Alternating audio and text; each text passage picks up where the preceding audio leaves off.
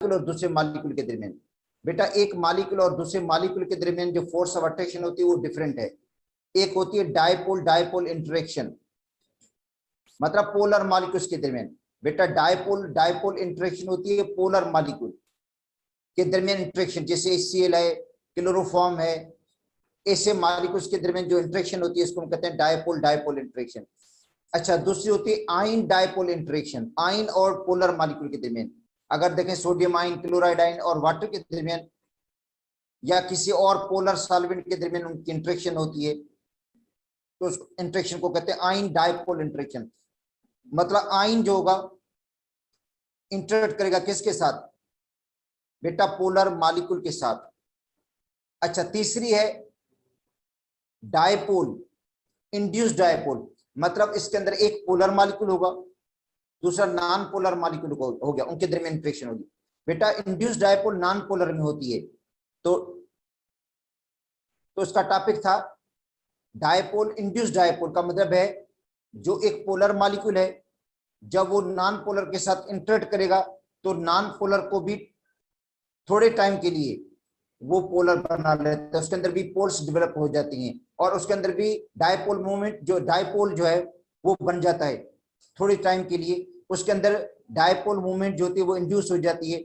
इसलिए इसको इंटरेक्शन को क्या कहते हैं हम? पोलर और इंड्यूस्ड डायपोल मूवमेंट इंटरेक्शन। अच्छा, polar and induced dipole interaction. अब जो ये है बेटा, ये है नॉन पोलर मॉलिक्यूल्स के दरमियान लंदन डिस्पर्शन फोर्सेस। देखो लंदन डिस्पर्शन जो फोर्सेस हैं ये नॉन पोलर मॉलिक्यूल्स के दरमियान होती है, पोलर में भी होती हैं, मगर पोलर में क्योंकि दूसरी फोर्सेस डोमिनेट होती हैं इसलिए इनका रोल उतना नहीं रहता। इनका जो ज्यादातर रोल रहता है वो रहता है नॉन पोलर मॉलिक्यूल्स में। तो जो नॉन पोलर मॉलिक्यूल है या नॉन पोलर एटम जैसे नोबल गैसेस हैं, बेटा नोबल गैसेस जाहिर नॉन पोलर हैं, helium, neon, argon, krypton, xenon, ये नॉन पोलर हैं। इसके अलावा दूसरे non polar molecules nitrogen, oxygen, hydrogen, chlorine, bromine, iodine, methane, ethane, propane, butane, ये सभी बेटा नॉन पोलर हैं। और नॉन पोलर मॉलिक्यूल्स के दरमियान जो इंटरेक्शन होती है उसको कहते हैं लंदन डिस्पर्शन फोर्सेस या इंस्टेंटेनियस डायपोल और इंड्यूस्ड डायपोल। बेटा इसके लिए टर्म एक इस्तेमाल होता है इंस्टेंटेनियस डायपोल और इंड्यूस्ड डायपोल। तो इंस्टेंटेनियस डायपोल का मतलब है डायपोलर बनता है थोड़े टाइम के लिए, शॉर्टेस्ट टाइम के लिए। तो ये शॉर्ट लिव्ड फोर्सेस होती हैं। बेटा ये जो फोर्सेस हैं, शॉर्ट का मतलब है थोड़े टाइम के लिए पैदा होती हैं, ठीक है। अब देखो इसमें होता क्या है कि जैसे हीलियम है तो हीलियम के जो मॉलिक्यूल हैं बेटा, हीलियम के जो एटम्स हैं, ठीक है, हीलियम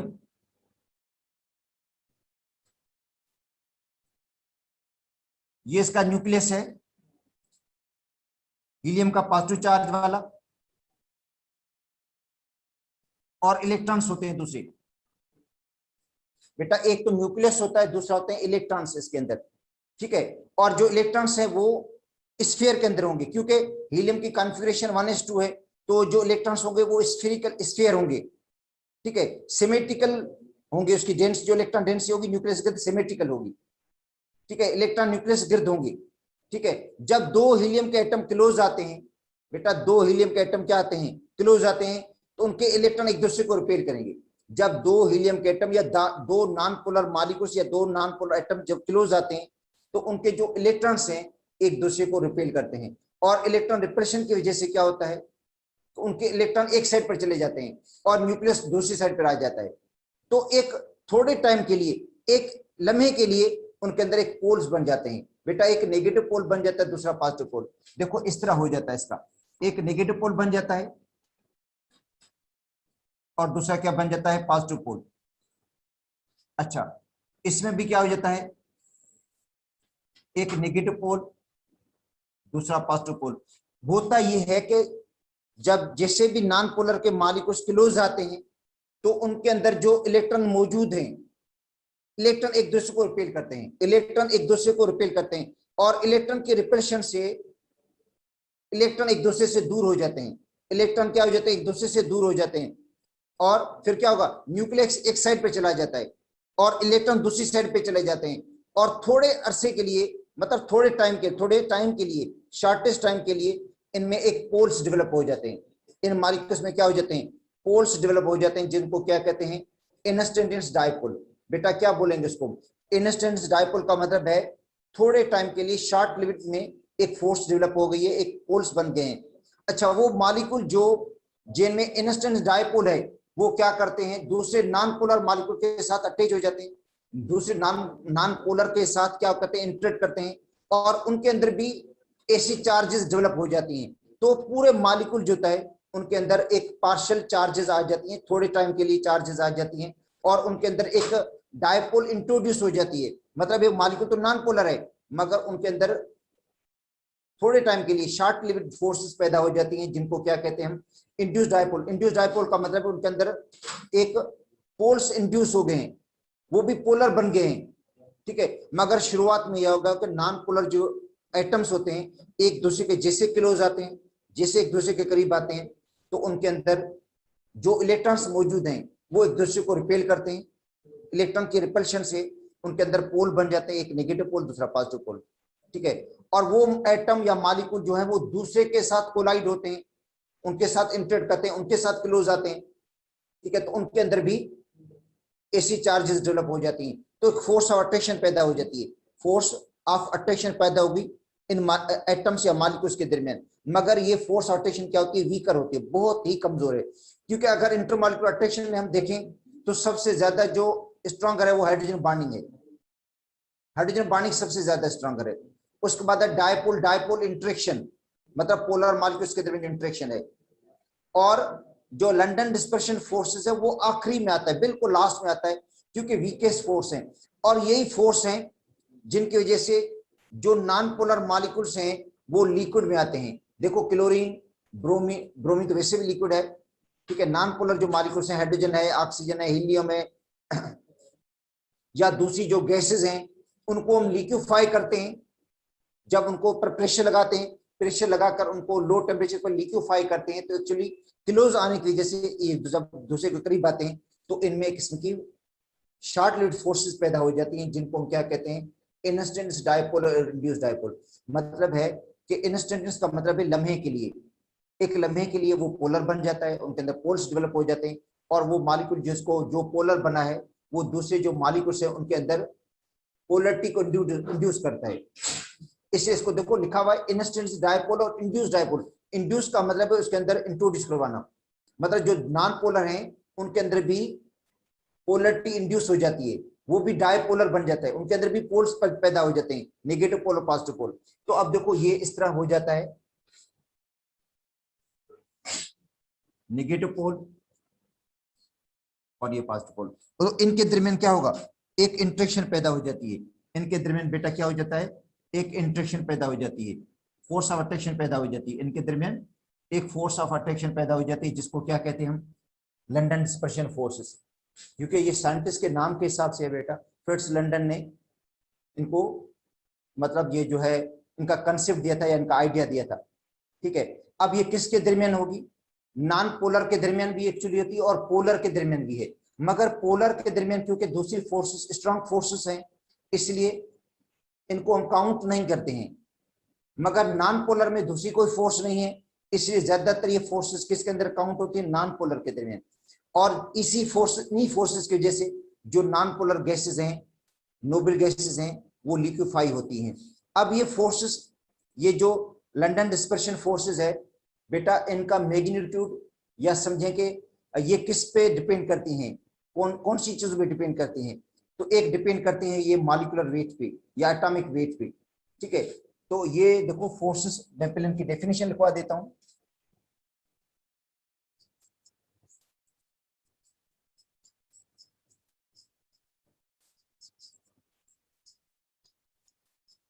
देखो बेटा ये शॉर्ट लिमिट फोर्सेस हैं, थोड़े अर्से के लिए होती हैं, बिल्कुल ही शॉर्ट लिमिट होती हैं। Force of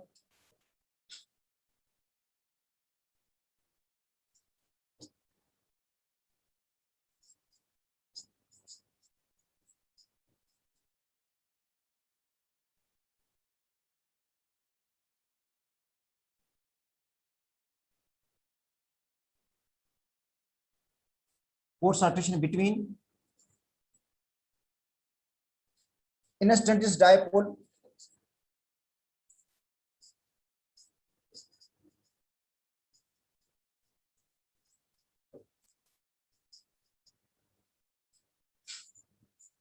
and induced dipole.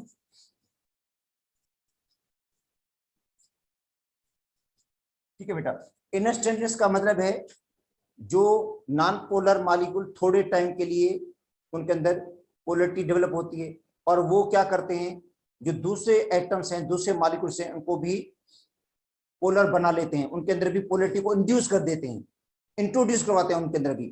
तो ऐसी फोर्स ऑफ अट्रैक्शन को क्या कहेंगे हम, लंडन डिस्पर्शन फोर्सेस। ये किसके अंदर होगी, नॉन पोलर के दरमियान। ठीक है, अब एग्जांपल, ये कौन से मॉलिक्यूल्स के दरमियान है बेटा, हीलियम, नियॉन, आर्गन, क्रिप्टॉन, ठीक है, xenon, chlorine, bromine, iodine, nitrogen, oxygen, hydrogen, methane, ethane के दरमियान।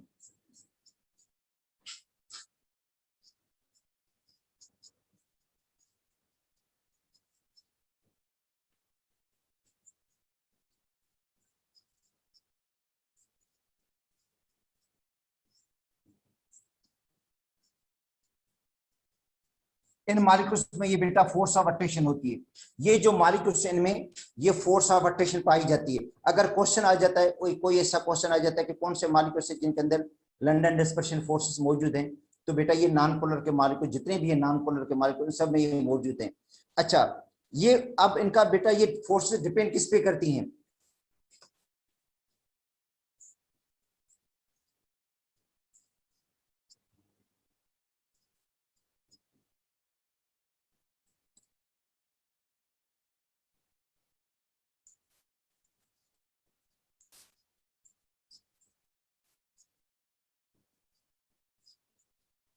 फोर्सेस जो है वो डिपेंड किस पे करती हैं। ये नंबर 1 एटॉमिक वेट,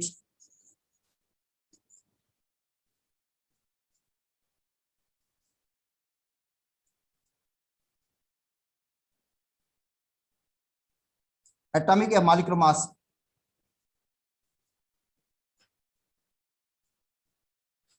तो बेटा जितना मॉलिक्यूलर मास ज्यादा होगा उतनी फोर्सेस भी ज्यादा होती हैं। जैसे हीलियम है, हीलियम से नियॉन का मास ज्यादा है, नियॉन से आर्गन का ज्यादा है, आर्गन से क्रिप्टॉन का ज्यादा है, क्रिप्टॉन से जीनॉन का ज्यादा है। तो सबसे ज्यादा किसके अंदर होगी, नोबल गैस में सबसे ज्यादा जीनॉन में होंगी या रेंडान में होंगी। मतलब जैसे मॉलिक्यूलर मास जिसका ज्यादा होगा या एटॉमिक मास जिसका ज्यादा होगा उसमें ज्यादा होंगी। अगर फ्लोरीन, क्लोरीन, ब्रोमीन, आयोडीन को देखें तो ये आयोडीन में ज्यादा होंगी, क्योंकि बेटा आयोडीन का जो मोलर मास है वो क्या है, ज्यादा है। ठीक है, तो इसका मतलब है ये डिपेंड करती है किस पर, एटॉमिक वेट या मॉलिक्यूलर मास पे डिपेंड करती हैं। तो जिसका एटॉमिक वेट या मॉलिक्यूलर मास ज्यादा होगा उसके अंदर ये फोर्स नॉन पोलर मॉलिक्यूल्स में ये ज्यादा होंगी जिनका वेट ज्यादा होगा। अच्छा, दूसरा है मॉलिक्यूल का साइज और शेप। बेटा जो दूसरा फैक्टर है वो क्या है, साइज या शेप ऑफ मॉलिक्यूल।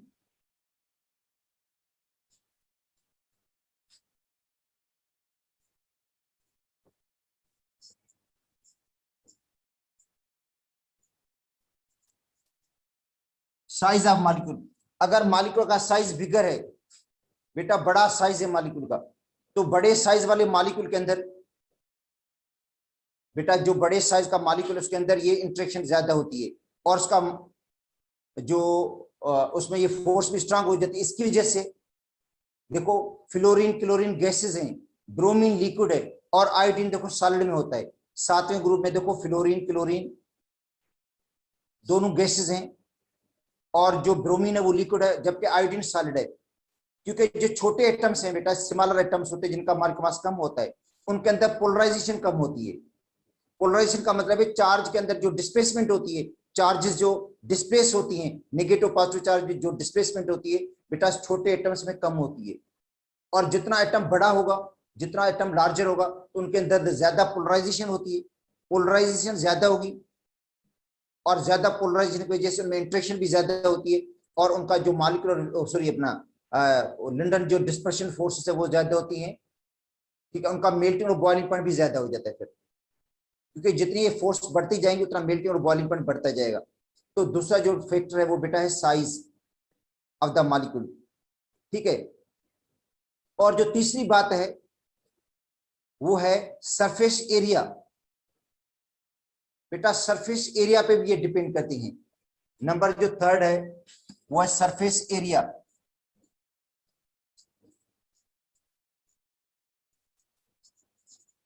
अच्छा देखो, सरफेस एरिया का रोल किस में आ जाता है, ये आता है आइसोमर्स के अंदर। बेटा आइसोमर्स जैसे normal pentane, isopentane, neopentane. Normal pentane है, आइसोपेंटेन है, सबका मॉलिक्यूलर मास बराबर है। बेटा सबका मॉलिक्यूलर फॉर्मूला भी एक जैसा है, सबका मॉलिक्यूलर वेट भी बराबर है।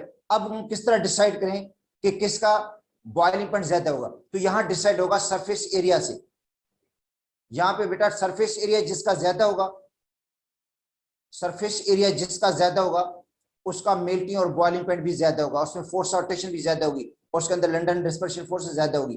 तो एन पेंटेन, जो एन पेंटेन है, नॉर्मल पेंटेन, एन पेंटेन या सबको कहते हैं हेक्सेन है, तो भी इस तरह ही है। जो स्ट्रेट चेन वाले हाइड्रोकार्बन है उनका बेटा सरफेस एरिया ज्यादा होता है किससे, ब्रांच चेन वालों से। जो स्ट्रेट चेन वाले हाइड्रोकार्बन हैं उनका सरफेस एरिया ज्यादा है किससे, ब्रांच चेन से। अब देखो एक है नॉर्मल पेंटेन,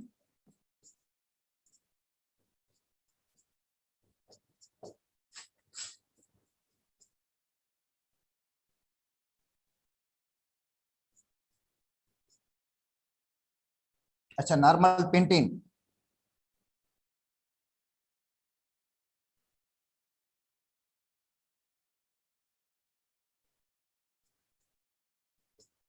तो बेटा एन पेंटेन है ये।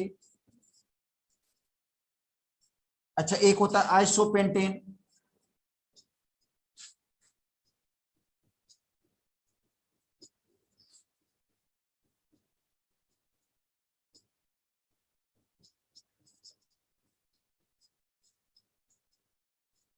एक होता है नियोपेंटेन।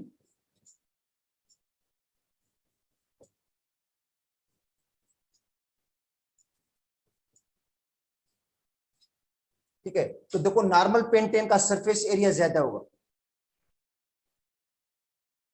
बेटा नॉर्मल पेंटेन का सरफेस एरिया क्या ज्यादा सरफेस पे होता है, इसलिए इसमें इंटरेक्शन भी क्या होती है, स्ट्रांगर होती है।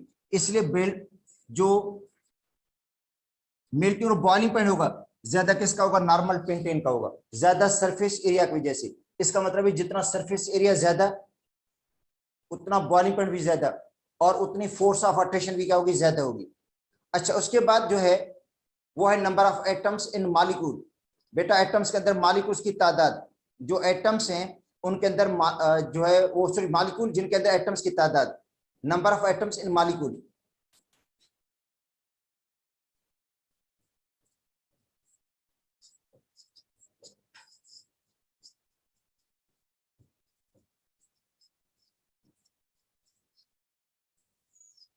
अब जितने मॉलिक्यूल के अंदर एटम की तादाद ज्यादा होगी उतना बॉइलिंग पॉइंट ज्यादा होगा। देखो मीथेन है CH4, उसके अंदर 5 एटम है। अब इथेन है C2H6, तो C2H6 में 8 एटम है। प्रोपेन C3H8, 11 आइटम है। Butane C4H10, 14। तो अब देखो जितने नंबर ऑफ एटम्स मॉलिक्यूल के अंदर बढ़ते जाएंगे उनका मेल्टिंग और बॉइलिंग पॉइंट भी बढ़ता जाएगा। तो इसका मतलब है melting sorry melting point, boiling point या फोर्स ऑफ अट्रैक्शन जो है, जो लंदन डिस्पर्शन फोर्सेस है, वो डिपेंड करती है कि भाई मॉलिक्यूल में कितने एटम्स हैं। जितने मॉलिक्यूल के अंदर एटम्स की तादाद बढ़ेगी तो ये फोर्स ऑफ अट्रैक्शन भी बढ़ेगी। तो इसका मतलब है ये जो फोर्स ऑफ अट्रैक्शन है, एक तो मॉलिक्यूलर वेट भी डिपेंड करती है, मॉलिक्यूलर वेट के डायरेक्टली प्रोपोर्शनल है। बेटा मॉलिक्यूलर वेट के क्या है, डायरेक्टली प्रोपोर्शनल है। तो नंबर ऑफ एटम्स के भी डायरेक्टली प्रोपोर्शनल है। नंबर ऑफ एटम्स जितने ज्यादा होंगे, नंबर ऑफ एटम्स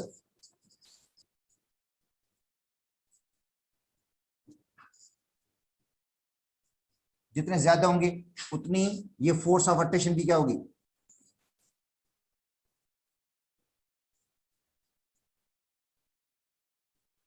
ज्यादा होगी। ठीक है, मॉलिक्यूलर वेट जितना ज्यादा होगा तो ये फोर्स ऑफ अट्रैक्शन भी क्या होगी बेटा, ज्यादा होगी। सरफेस एरिया जितना ज्यादा होगा उतनी फोर्स ऑफ अट्रैक्शन भी क्या होगी, ज्यादा होगी। तो बेटा ये मतलब अच्छा, पोलराइजेशन जितनी ज्यादा पोलराइजेशन होगी, क्योंकि जो बड़े एटम्स हैं उनमें ज्यादा पोलराइजेशन होती है, और जितनी ज्यादा पोलराइजेशन होगी उतनी फोर्स ऑफ अट्रैक्शन बढ़ेगी।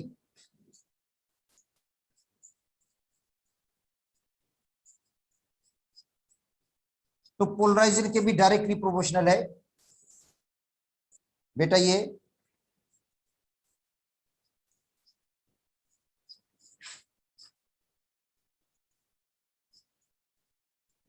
London dispersion forces. ठीक है, तो बेटा ये फैक्टर्स हैं जिन पे ये डिपेंड करती है, और ये पोलर मॉलिक्यूल्स में भी होगी और नॉन पोलर में। मगर पोलर में क्योंकि दूसरी फोर्सेस भी होती हैं जो ज्यादा डोमिनेंट होती हैं, इसलिए इनको काउंट नहीं किया जाता, मगर ये काउंट होती है नॉन पोलर के अंदर, नॉन पोलर मॉलिक्यूल्स के अंदर काउंट होती है। तो इसके अंदर कुछ बातें हैं वो, क्योंकि इनके मेल्टिंग और बॉइलिंग पॉइंट की वैल्यूज भी लिखी हुई है, तो आपको मैं यहाँ से रीडिंग भी करवा देता हूँ, क्योंकि इनके अंदर इनकी जो वैल्यूज है बेटा मेल्टिंग और बॉइलिंग पॉइंट की वो भी लिखी हुई है। तो पेज नंबर 112 पे है बेटा, 112 पे है लंदन डिस्पर्शन फोर्सेस। कहता है force of attraction, London dispersion force क्या है बेटा, ये फोर्स ऑफ अट्रैक्शन है। ठीक है, force of attraction between non polar molecules, non polar के मॉलिक्यूल्स के दरमियान, और जो पोलर बन जाते हैं तो नॉन पोलर, मगर थोड़े टाइम के लिए, इंस्टेंट के लिए, लम्हे के लिए वो पोलर, उनमें पोलरिटी इंड्यूस हो जाती है, वो पोलर बन जाते हैं। ठीक है, क्योंकि जब वो नॉन पोलर मॉलिक्यूल्स एक दूसरे के करीब आते हैं तो उनके जो इलेक्ट्रॉन क्लाउड होते हैं बेटा, इलेक्ट्रॉन क्लाउड वो एक दूसरे को रिपेल करता है। मतलब जो एटम्स का इलेक्ट्रॉन क्लाउड या मॉलिक्यूल्स का जो इलेक्ट्रॉन क्लाउड एक दूसरे को रिपेल करता है, और रिपेल करने से क्या हो जाता है, चार्ज की सेपरेशन हो जाती है, इलेक्ट्रॉन एक साइड पे चले जाते हैं, न्यूक्लियस दूसरी साइड पे आ जाता है, पॉजिटिव पोल दूसरी साइड पे आ जाता है। तो फिर क्या होता है, एक मॉलिक्यूल का पॉजिटिव पोल और दूसरे मॉलिक्यूल का नेगेटिव पोल दूसरे को इंटरेक्ट करते हैं, अट्रैक्ट करते हैं दूसरे को। ठीक है, substance like hydrogen, helium, neon, argon, chlorine, मतलब नॉन पोलर जितने भी हैं, जितने भी नॉन पोलर हैं मॉलिक्यूल्स, सब में ये फोर्सेस होती है। These gases can be liquefied, ये गैसेस जो लिक्विफाइड होती हैं, हीलियम, नियॉन, आर्गन, क्यों लिक्विफाइड होती हैं, इन लंदन डिस्पर्शन फोर्सेस की वजह से। ये गैसेस लिक्विफाइड होती हैं इनकी वजह से। जब इनके ऊपर हम प्रेशर लगाते हैं, हाई प्रेशर, और टेम्परेचर को लो कर देते हैं, तो उनके मॉलिक्यूल्स करीब आते हैं। जब करीब आते हैं तो उनके इलेक्ट्रॉन क्लाउड जो होते हैं एक दूसरे को रिपेल करते हैं, जो उनके इलेक्ट्रॉन क्लाउड है वो एक दूसरे को रिपेल करते हैं, और उन रिपेल्शन की वजह से पोल्स बन जाते हैं, पॉजिटिव और नेगेटिव पोल बन जाते हैं, और उनके अंदर पोलरिटी इंड्यूस हो जाती है। इन हीलियम गैस, हीलियम गैस के अंदर the average electron charge density, जो इलेक्ट्रॉन डेंसिटी होती है वो इक्वली डिस्ट्रीब्यूट होगी बेटा। इलेक्ट्रॉन डेंसिटी क्या होती है, इक्वली डिस्ट्रीब्यूट होती है अराउंड द न्यूक्लियस, जो उसका स्फेरिकल शेप होती है। ठीक है, हाउएवर एट ए गिवन इंस्टेंट, कुछ लम्हे के लिए क्या होगा, जब एक दूसरे के करीब आएंगे, जब हीलियम के एटम एक दूसरे के करीब आएंगे, ठीक है, तो उनके इलेक्ट्रॉन जो एक दूसरे को रिपेल करते हैं, और उनके लिए एक लम्हे के लिए इंस्टेंट डायपोल बन जाते हैं। इंस्टेंट का मतलब है लम्हे के लिए।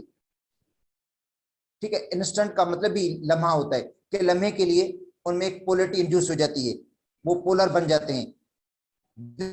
टेम्परेरी डायपोल, ये जो टेम्परेरी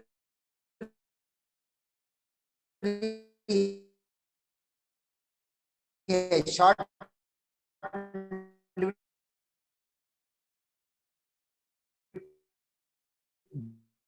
डायपोल है, कहते हैं इंस्टेंस डायपोल और इंड्यूस डायपोल।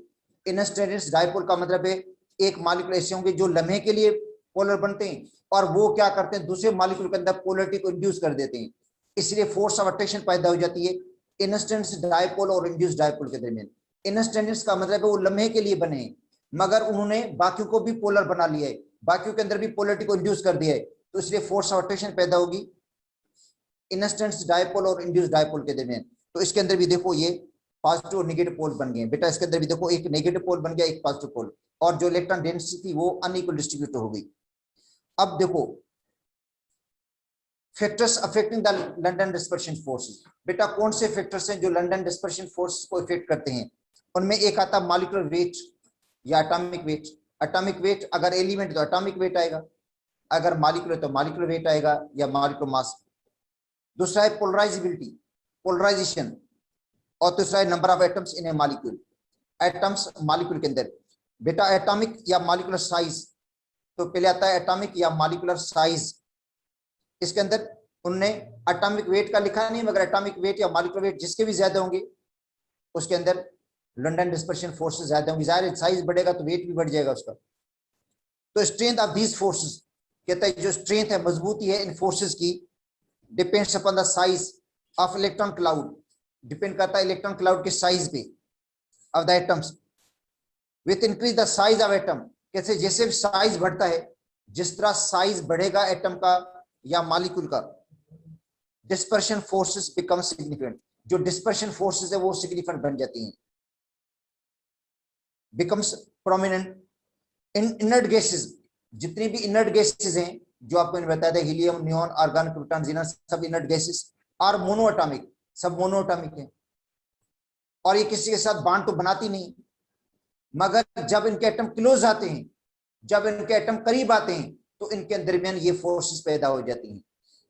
थोड़े लम्हे के लिए ये फोर्सेस पैदा हो जाती हैं, ठीक है, लंदन डिस्पर्शन फोर्सेस, और जिसकी वजह से ये गैसेस लिक्विफाइड होती हैं, जिसकी वजह से ये गैसेस क्या हो जाती हैं, इन लंदन डिस्पर्शन फोर्स की वजह से ये लिक्विफाइड हो जाती हैं। तो इनके अंदर भी क्या हो जाती है, इंड्यूस्ड डायपोल हो जाती है, इंस्टेंस डायपोल और इंड्यूस्ड डायपोल। अब इनके बॉइलिंग पॉइंट याद करने पड़ेंगे बेटा, इनके बॉइलिंग पॉइंट। अब देखो हीलियम का -268 बहुत कम है बॉइलिंग पॉइंट, नियॉन का बढ़ गया क्योंकि ये वैल्यू माइनस में है बेटा, और ये वैल्यू इंक्रीज हो रही है, डिक्रीज नहीं हो रही है, ये इंक्रीज हो रही है। इसका मतलब है नियॉन का बॉइलिंग पॉइंट ज्यादा है हीलियम से। उसके बाद आर्गन 185 और ज्यादा हो गया, क्रिप्टॉन और ज्यादा हो गया, जीनन और अब देखो मेल्टिंग सॉरी इनका बॉइलिंग पॉइंट बढ़ रहे हैं, जैसे इनका एटॉमिक वेट बढ़ रहा है, जैसे इनका साइज बढ़ रहा है, उस हिसाब से फोर्स ऑफ अट्रैक्शन भी बढ़ रही है, तो साथ साथ देखो बॉइलिंग पॉइंट भी इनके बढ़ रहे हैं। तो अब देखो नोबेल का अगर आपको क्वेश्चन दिया जाता है कि भाई नोबेल गैस में सबसे ज्यादा किसका बॉइलिंग पॉइंट होगा, तो ये ट्रेंड आपको याद करना पड़ेगा। डाउन द ग्रुप बढ़ता है बेटा, डाउन द ग्रुप इनमें बॉइलिंग पॉइंट बढ़ता है, और down the group boiling point किसके अंदर बढ़ता है, 7वें ग्रुप के अंदर भी बढ़ता है, क्योंकि नोबेल गैसेस में जैसे टॉप टू बॉटम जाते हैं तो एटॉमिक साइज बढ़ जाता है, एटॉमिक वेट बढ़ जाता है उनका, और जिसकी वजह से इंटरेक्शन भी बढ़ जाती है, लंदन डिस्पर्शन फोर्सेस भी बढ़ती हैं, उनका मैग्नीट्यूड बढ़ेगा, तो मेल्टिंग बॉइलिंग पॉइंट भी बढ़ेगा। अब आते हैं पोलराइजेबिलिटी बेटा, पोलराइजेबिलिटी का मतलब है displacement of the charges, charges की डिस्प्लेसमेंट, चार्जेस की डिस्प्लेसमेंट को हम कहते हैं पोलराइजेबिलिटी, पोलर बन जाना। तो जो छोटे एटम है बेटा, जो स्मॉलर एटम है, उनके जो इलेक्ट्रॉन क्लाउड होता है वो न्यूक्लियस के साथ टाइटली बाउंड होता है, इससे उनमें पोलराइजेबिलिटी कम होती है। मगर जैसे एटम बड़ा बनता जाता है, लार्जर साइज बनती जाती है, तो इलेक्ट्रॉन जो लूजली बाउंड हो जाते हैं, जो इलेक्ट्रॉन्स होते हैं वो लूजली बाउंड हो जाते हैं न्यूक्लियस के साथ, और उनमें पोलराइजेशन ज्यादा हो जाती है, उनमें चार्ज की सेपरेशन जल्दी हो जाती है, और उनमें इंटरेक्शन भी ज्यादा हो जाती है, इसलिए मेल्टिंग और बॉइलिंग पॉइंट भी बढ़ेगा, और जो फोर्स ऑफ अट्रैक्शन है वो भी बढ़ेगी। तो बेटा पोलराइजेबिलिटी डिपेंड किस पे करती है, एटम के साइज पे। तो जितना एटम का साइज बड़ा होगा उसमें ज्यादा पोलराइजेशन होगी। इसका मतलब है आयोडीन के अंदर ज्यादा पोलराइजेशन होती है, आयोडीन के अंदर। तो देखो आयोडीन है तो नॉन पोलर मगर सॉलिड फॉर्म में होता है आयोडीन। ब्रोमीन लिक्विड फॉर्म है, जबकि फ्लोरीन क्लोरीन गैसेस हैं, क्योंकि फ्लोरीन क्लोरीन के छोटे एटम मॉलिक्यूल्स हैं, सिमिलर मॉलिक्यूल्स हैं, तो उनमें पोलराइजेबिलिटी कम होती है। ब्रोमीन में ज्यादा है, आयोडीन में उससे भी ज्यादा हो जाती है।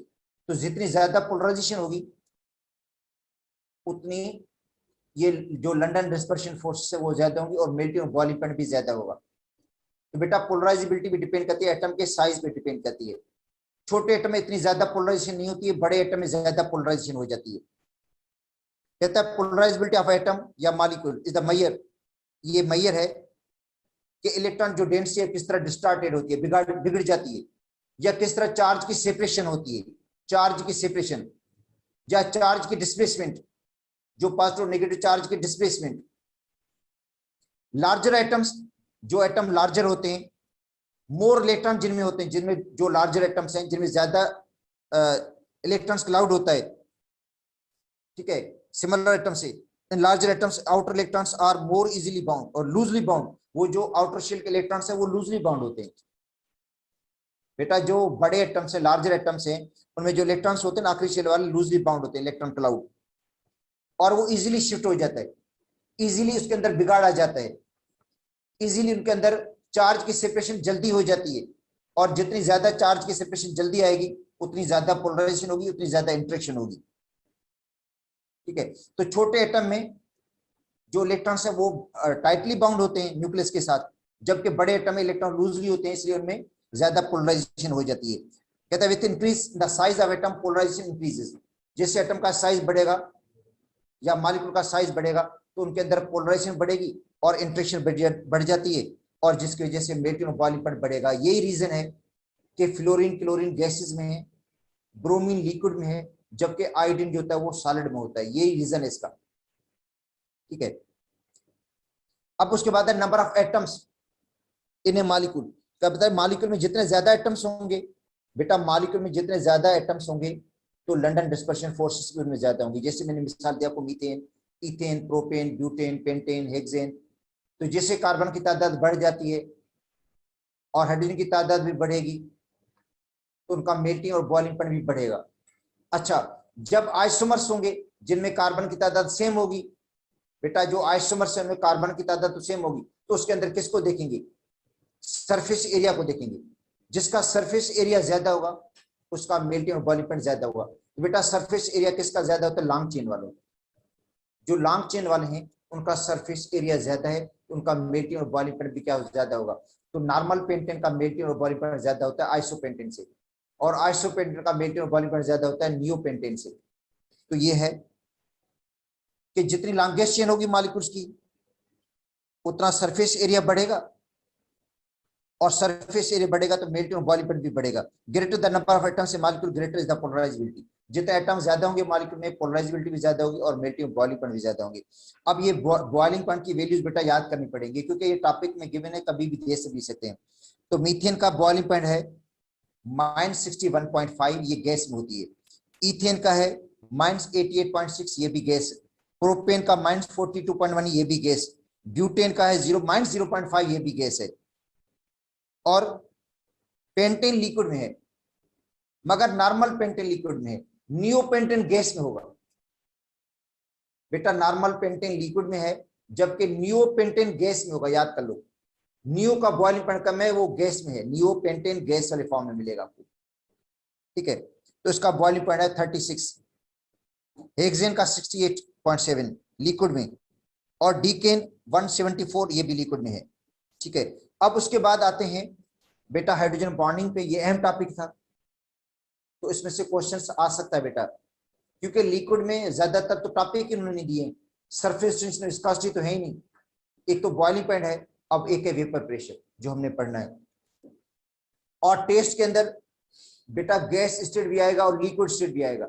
जो आपका टेस्ट होगा नेक्स्ट संडे को, ये जो नेक्स्ट नहीं मगर ये जो संडे आप आ रहा है, इस संडे को टेस्ट होगा आप लोगों का, उसके अंदर गैस स्टेट भी आएगा और लिक्विड स्टेट भी आएगा। तो लिक्विड स्टेट इंशाल्लाह कल कंप्लीट कर लेंगे, उसके बाद सॉलिड पढ़ेंगे। अब आते हैं हाइड्रोजन बॉन्डिंग।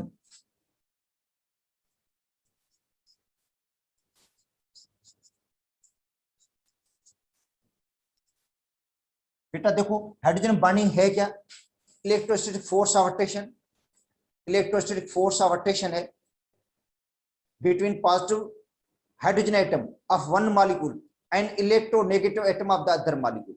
देखो बेटा ये फोर्स ऑफ अट्रैक्शन है positive hydrogen atom of one molecule, एक मॉलिक्यूल का positive hydrogen atom, partially positive hydrogen atom, और electronegative atom of the other molecule, दूसरे मॉलिक्यूल का क्या होगा, इलेक्ट्रोनेगेटिव एटम होगा, ठीक है।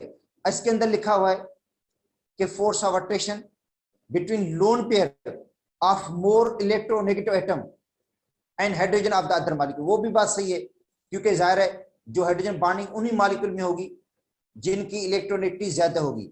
सपोज करते हैं ऑक्सीजन है, नाइट्रोजन है, फ्लोरीन है, मतलब ऐसे मॉलिक्यूल जिनमें ऑक्सीजन मौजूद हो, ऑक्सीजन हाइड्रोजन के साथ बॉन्डेड हो, ठीक है। जैसे वाटर है, देखो बेटा वाटर के अंदर हाइड्रोजन बॉन्डिंग होगी, HF के अंदर हाइड्रोजन बॉन्डिंग होगी, अमोनिया के अंदर हाइड्रोजन बॉन्डिंग होती है, एसिटिक एसिड के अंदर हाइड्रोजन बॉन्डिंग होगी, क्योंकि इस तरह एसिटिक एसिड का स्ट्रक्चर है। फार्मिक एसिड के अंदर हाइड्रोजन बॉन्डिंग होती है, ये बेटा फार्मिक एसिड।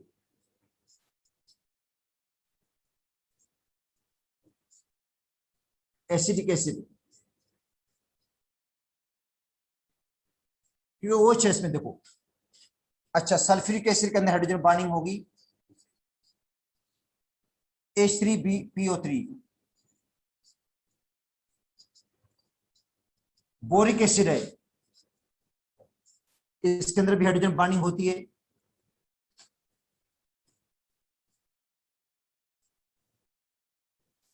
ग्लिसरीन के अंदर हाइड्रोजन बॉन्डिंग होती है, ग्लिसरीन के अंदर, क्योंकि इसके अंदर भी OH है। ये बेटा ग्लिसरीन का स्ट्रक्चर है।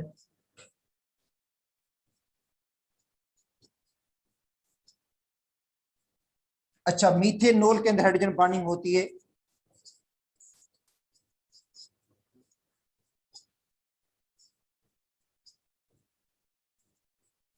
इथेनॉल में भी होती है,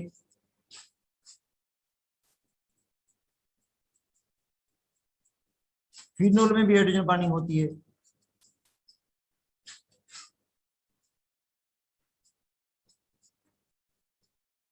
ठीक है, बेंजोइक एसिड में भी हाइड्रोजन बॉन्डिंग होगी।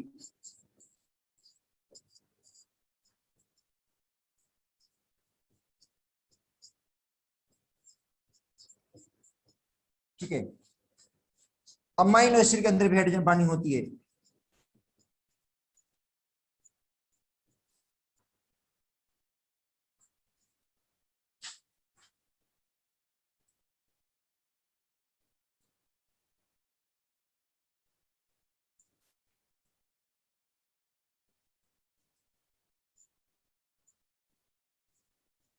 अमाइनो एसिड बेटा उसके अंदर भी हाइड्रोजन बॉन्डिंग होती है।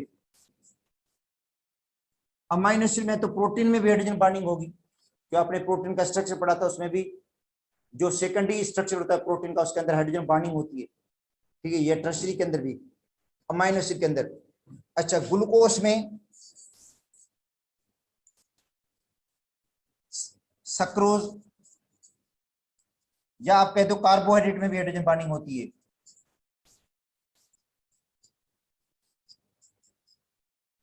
क्योंकि ग्लूकोज, सक्रोज या फ्रक्टोज पॉलीहाइड्रोक्सी है, पॉलीहाइड्रोक्सी एल्डिहाइड कीटोन है, तो जिनमें हाइड्रोक्सी बॉन्ड होगा तो जाहिर में होगी अच्छा हाइड्रोजन बॉन्डिंग होती है। ईथर में नहीं होगी हाइड्रोजन बॉन्डिंग बेटा, ईथर में हाइड्रोजन बॉन्डिंग नहीं है, बेंजीन में हाइड्रोजन बॉन्डिंग नहीं है, मीथेन में हाइड्रोजन बॉन्डिंग नहीं है। ये नहीं कि जिसमें हाइड्रोजन बॉन्ड मतलब हाइड्रोजन मौजूद हो उसके अंदर हाइड्रोजन बॉन्डिंग हो। बेटा हाइड्रोजन जब बॉन्डेड हो मोर इलेक्ट्रोनेगेटिव एटम के साथ। अब देखो ये जितने भी हैं, ये मैंने मॉलिक्यूल लिखे हैं, इसमें सब में हाइड्रोजन ऑक्सीजन के साथ बॉन्डेड है मोस्टली। ठीक है, कार्बोहाइड्रेट्स में भी यही होगा, या बाकी जो इनमें भी देखो ऑक्सीजन हाइड्रोजन के साथ बॉन्डेड है, तो इन मॉलिक्यूल्स में हाइड्रोजन बॉन्डिंग होगी। और हाइड्रोजन बॉन्डिंग भी क्या है, इंटरमॉलिक्यूलर अट्रैक्शन है। बेटा हाइड्रोजन बॉन्डिंग भी क्या है, एक मॉलिक्यूल और दूसरे मॉलिक्यूल के दरमियान अट्रैक्शन होती है। ठीक है, अब हाइड्रोजन बॉन्डिंग किसको इफेक्ट करेगी, मेल्टिंग पॉइंट को इफेक्ट करेगी, बॉइलिंग पॉइंट को इफेक्ट करेगी, सोल्युबिलिटी को इफेक्ट करेगी, physical properties of the molecule को इफेक्ट करती है। क्योंकि बेटा ये प्राइमरी बॉन्ड नहीं है, ये आयनिक प्राइमरी बॉन्ड तो आयनिक कोवैलेंट बॉन्ड है, वो ज्यादा स्ट्रॉन्गर होते हैं, मगर हाइड्रोजन बॉन्डिंग सेकेंडरी बॉन्ड है। बेटा हाइड्रोजन का जो बॉन्ड है वो सेकेंडरी किस्म का बॉन्ड है, जो दो मॉलिक्यूल के दरमियान होता है। मतलब ये किस्म की इंटरमॉलिक्यूलर अट्रैक्शन है। With in molecule covalent bond है, विद इन मॉलिक्यूल, मॉलिक्यूल के अंदर तो कोवैलेंट बॉन्ड है, मगर दो मॉलिक्यूल के दरमियान हाइड्रोजन बॉन्ड होता है, जो मॉलिक्यूल को क्या करता है, बाउंड करके रखता है, जकड़ के रखता है, और जिसकी वजह से अट्रैक्शन बढ़ जाती है। अट्रैक्शन बढ़ने से जो फिजिकल प्रॉपर्टीज हैं उन पर असर पड़ता है, जो मेल्टिंग पॉइंट है, बॉइलिंग पॉइंट है, जो सोल्यूबिलिटी है, उस पर असर पड़ेगा। या सपोज करते हैं हीट ऑफ एवापोरेशन है, ये भी फिजिकल प्रॉपर्टी है। वेपर प्रेशर है, ये भी फिजिकल प्रॉपर्टी है। सरफेस टेंशन है, विस्कोसिटी है, ये सारी फिजिकल प्रॉपर्टीज है, इन पर असर पड़ता है। ठीक है।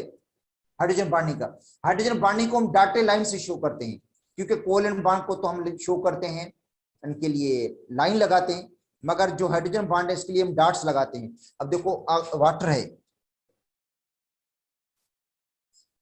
ये कोवैलेंट बॉन्ड, ये भी कोवैलेंट बॉन्ड, ये बेटा वाटर के अंदर कोवैलेंट बॉन्ड है। ये दूसरा वाटर मॉलिक्यूल है जिसमें कोवैलेंट बॉन्ड है, ये वाटर मॉलिक्यूल जिसमें कोवैलेंट बॉन्ड, ये वाटर मॉलिक्यूल जिसके अंदर कोवैलेंट बॉन्ड,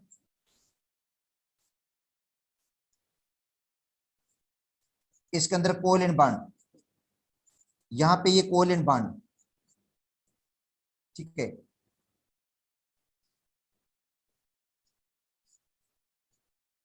ये कोवैलेंट बॉन्ड। अब देखो ऑक्सीजन आपको पता है मोर इलेक्ट्रोनेगेटिव एटम है, ऑक्सीजन की इलेक्ट्रिसिटी ज्यादा है, सबसे ज्यादा इलेक्ट्रिसिटी फ्लोरीन की है। फ्लोरीन के बाद जो इलेक्ट्रिसिटी ज्यादा है वो ऑक्सीजन के 3.5। तो ऑक्सीजन के ऊपर पार्शियल नेगेटिव चार्ज आती है, क्योंकि ऑक्सीजन जो होता है वो लोन पेयर को, सॉरी बॉन्ड पेयर को अपनी तरफ अट्रैक्ट करता है। ऑक्सीजन बेटा बॉन्ड पेयर को अपनी तरफ अट्रैक्ट करेगा और बॉन्ड पेयर शिफ्ट हो जाएगा ऑक्सीजन के ऊपर। जो इलेक्ट्रॉन क्लाउड है वो ऑक्सीजन पर शिफ्ट हो जाता है, क्योंकि इलेक्ट्रिसिटी ज्यादा है ऑक्सीजन की। ठीक है। देखो बॉन्डिंग इस तरह की होती है इनके अंदर, ऑक्सीजन के पास 6 इलेक्ट्रॉन्स हैं और ये हाइड्रोजन आ गई, यहां पे भी हाइड्रोजन हो गई, ऑक्सीजन का 8 इलेक्ट्रॉन पूरे हो गए।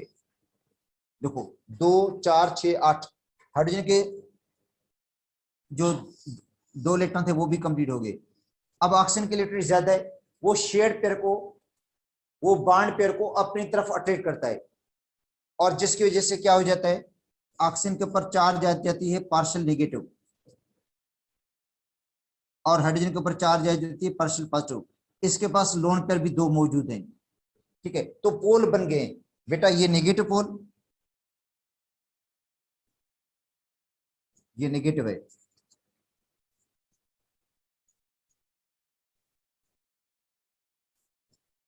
और ये पॉजिटिव पोल।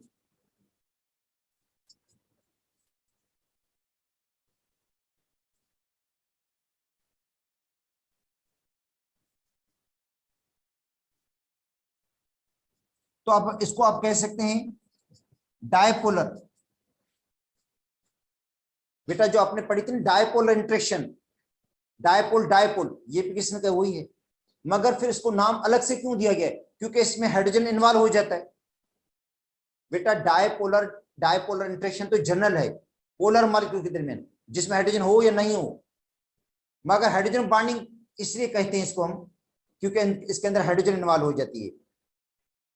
ठीक है, और ये तभी बॉन्ड बनेगा जब हाइड्रोजन किसी मोर इलेक्ट्रोनेगेटिव एटम के साथ बॉन्डेड हो, मोर इलेक्ट्रोनेगेटिव एटम के साथ बॉन्डेड हो, उसी में हाइड्रोजन बॉन्ड बनता है। और ये हाइड्रोजन जो बॉन्डिंग है वो स्ट्रॉन्गर बॉन्ड बन जाता है बेटा। जो बाकी डायपोल डायपोल इंटरेक्शन है, जो दूसरे पोलर मॉलिक्यूल्स में, जो दूसरे बेटा पोलर मॉलिक्यूल्स है जिसमें हाइड्रोजन इन्वॉल्व नहीं हो रही है, ठीक है, उनसे ये स्ट्रॉन्गर बॉन्ड बन जाता है हाइड्रोजन बॉन्ड। तो इसका मतलब है इस सेकेंडरी बॉन्ड में, सेकेंडरी बॉन्ड में जो स्ट्रॉन्गर बॉन्ड है वो बेटा हाइड्रोजन बॉन्ड है। उसके बाद डायपोल डायपोल इंटरेक्शन आ जाती है। ठीक है ये भी डायपोल डायपोल इंटरेक्शन, मगर इसको अलग से नाम दिया गया है हाइड्रोजन बॉन्डिंग, क्योंकि इसमें हाइड्रोजन इन्वॉल्व हो जाती है इसलिए। उसके बाद लंदन डिस्पर्शन फोर्सेस हैं जो सबसे वीकर हैं। तो अब देखो ये, तो एक मॉलिक्यूल का पॉजिटिव पोल और दूसरे मॉलिक्यूल के दरमियान नेगेटिव पोल, ये डॉटेड लाइन, ये डॉट हाइड्रोजन बॉन्डिंग को जाहिर कर रहे हैं बेटा, ये डॉट हाइड्रोजन बॉन्डिंग को जाहिर कर रहा है, ये डॉट हाइड्रोजन बॉन्डिंग को जाहिर कर रहा है, ये डॉट हाइड्रोजन बॉन्डिंग को शो कर रहा है। देखो ये हाइड्रोजन बॉन्डिंग है, ये हाइड्रोजन बॉन्डिंग है जो मॉलिक्यूल को एसोसिएट कर रही है, ये हाइड्रोजन बॉन्ड है, ये बॉन्ड हाइड्रोजन का है। ठीक है, जो मॉलिक्यूल को क्या कर रहा है, एसोसिएट कर रहा है। तो हाइड्रोजन बॉन्डिंग क्या कर देती है, मॉलिक्यूल को एसोसिएट कर लेती है, कंबाइन कर लेती है, और जिसकी वजह से फिजिकल प्रॉपर्टीज पर असर पड़ता है, उसका मेल्टिंग पॉइंट, उसका बॉइलिंग पॉइंट, थर्मोडायनेमिक जो प्रॉपर्टीज हैं, मतलब जो है इनकी हीट ऑफ एवापोरेशन है, वो बेटा बढ़ जाती है, तो वाटर की हीट ऑफ इवेपोरेशन ज्यादा होगी because of hydrogen bonding. Water का वेपर प्रेशर लो होगा, वाटर का वेपर प्रेशर लो होता है because of hydrogen bonding. Water की विस्कोसिटी ज्यादा है बिकॉज ऑफ हाइड्रोजन बॉन्डिंग, या सरफेस टेंशन ज्यादा है because of hydrogen bonding. Boiling point water का ज्यादा है अपने ग्रुप के मेंबर से, जिस तरह H2O लिक्विड फॉर्म में होता है, उसी ग्रुप का H2S गैस फॉर्म में है, HCl गैस में होता है। NH3 का बॉइलिंग पॉइंट ज्यादा होता है pH3 से बिकॉज ऑफ हाइड्रोजन बॉन्डिंग। तो बेटा यही रीजन है, मतलब हाइड्रोजन बॉन्डिंग की वजह से हो रहा है ये हाइड्रोजन बॉन्डिंग।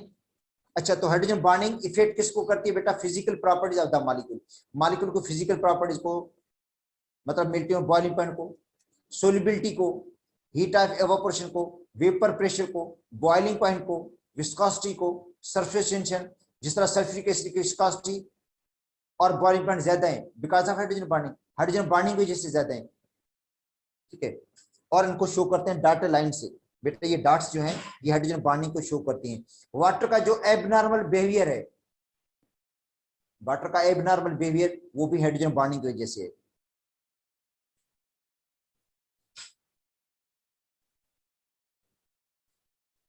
ठीक है, तो बेटा अब देखो दो किस्म के बॉन्ड हो गए वाटर के अंदर। वाटर के अंदर अगर क्वेश्चन आ जाता है कि वाटर के अंदर कितने किस्म के बॉन्ड मौजूद हैं, हम कहेंगे वाटर के अंदर दो किस्म के बॉन्ड मौजूद हैं, एक कोवैलेंट बॉन्ड, दूसरा हाइड्रोजन बॉन्ड। अगर पूछा जाए भाई इसका बॉइलिंग पॉइंट ज्यादा किसकी वजह से, कोवैलेंट बॉन्ड की वजह से या हाइड्रोजन बॉन्ड की वजह से, तो बेटा वाटर का बॉइलिंग पॉइंट ज्यादा हाइड्रोजन बॉन्ड की वजह से। कोवैलेंट बॉन्ड का इसमें रोल ही नहीं है।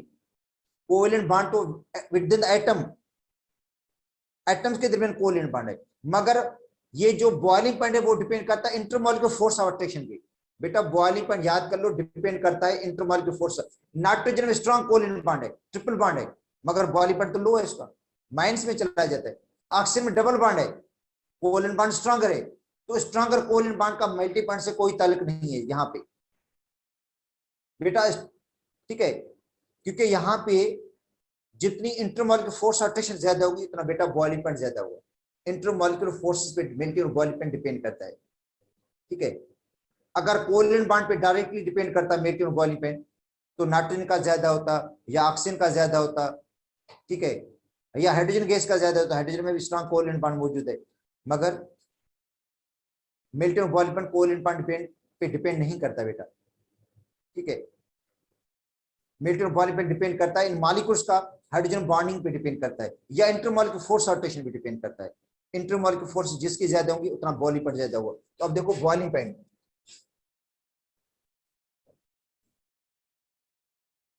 H2 उसका ज्यादा है, मगर जो H2S है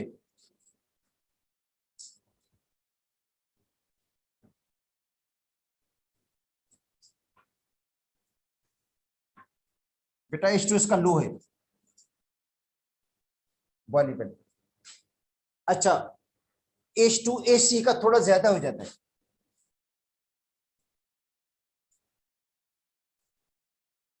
बढ़ जाता है। क्यों? क्योंकि इसके अंदर हाइड्रोजन पानी तो नहीं है, फिर क्यों बढ़ रहा है?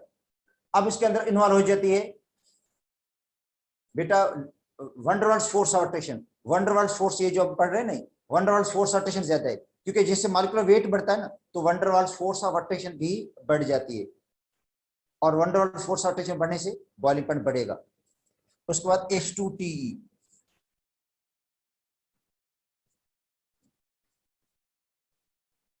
देखो ज्यादा हो गया। वाटर का ज्यादा क्यों इन सबसे? हालांकि वाटर का तो हमारे पास कम है, मगर वाटर का ज्यादा इसलिए कि हाइड्रोजन बॉन्डिंग है। और इनका जो मॉलिक्यूलर वेट बढ़ रहा है वो किसकी वजह से बढ़ रहा है बेटा? मॉलिक्यूलर वेट, और इनका जो बॉइलिंग पॉइंट बढ़ रहा है वो किसकी वजह से बढ़ रहा है?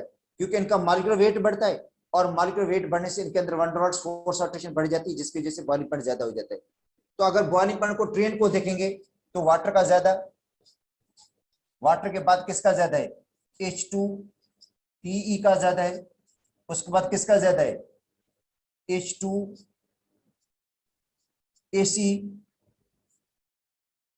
उसके बाद किसका आएगा? H2S आएगा। अब देखो सातवें ग्रुप में देखो HF का बेटा ज्यादा है,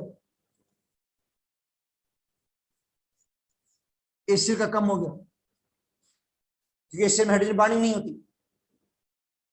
बेटा HF का ज्यादा है क्योंकि HF में हाइड्रोजन बॉन्डिंग है, HCl में हाइड्रोजन बॉन्डिंग नहीं होती, इसलिए कम है।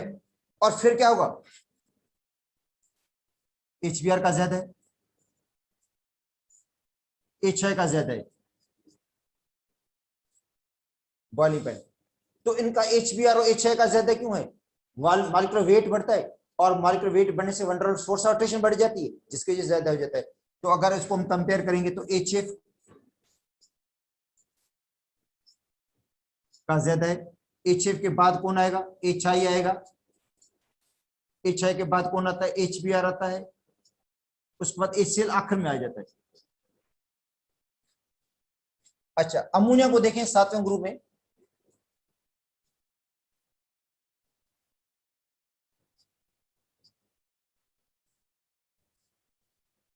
बेटा अमोनिया का ज्यादा है बॉइलिंग पॉइंट, pH 3 का कम है,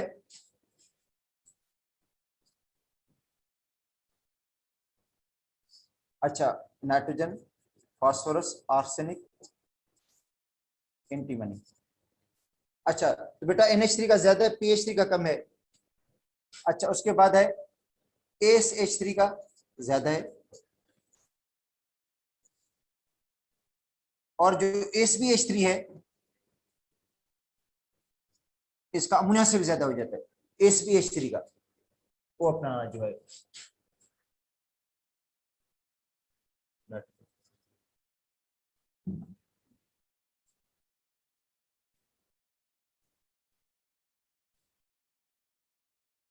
तो नाइट्रोजन, उसके बाद बेटा pH 3 आ जाता है, नाइट्रोजन के मतलब नाइट्रोजन का सॉरी NH3 का ज्यादा, NH3 के बाद pH 3 का बहुत ही कम, क्योंकि इसमें हाइड्रोजन बॉन्डिंग नहीं है।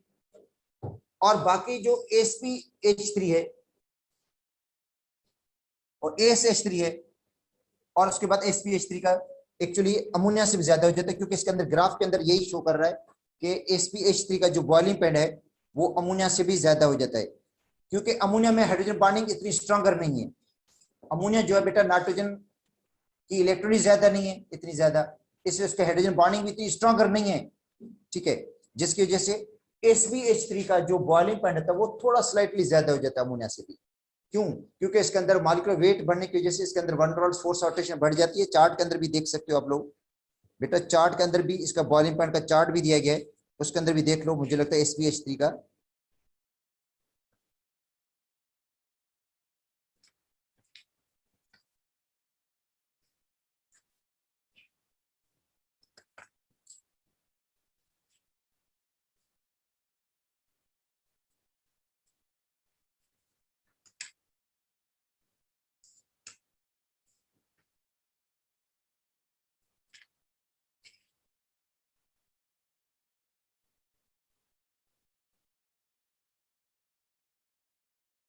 SbH3 का ज्यादा है अमोनिया से स्लाइटली। तो अगर इनको हम तरतीब देंगे,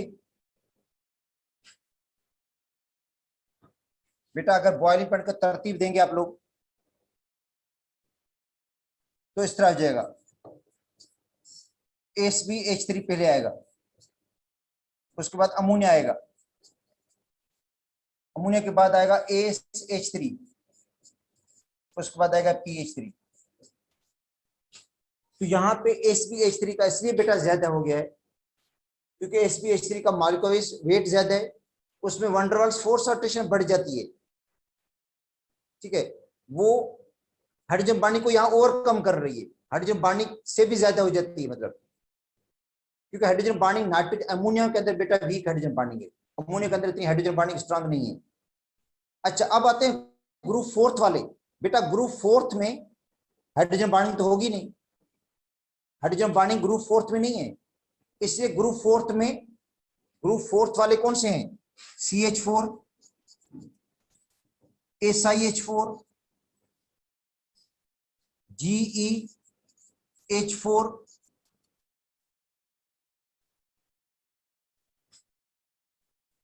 SnH4।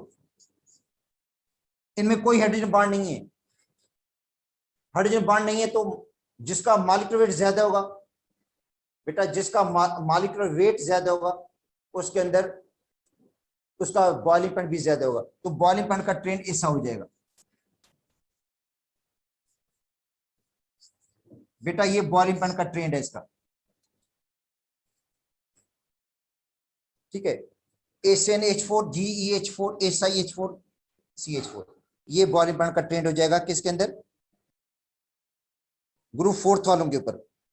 इसका मतलब है ग्रुप फोर्थ वालों में सबसे ज्यादा किसका होगा, SnH4 का है, ठीक है।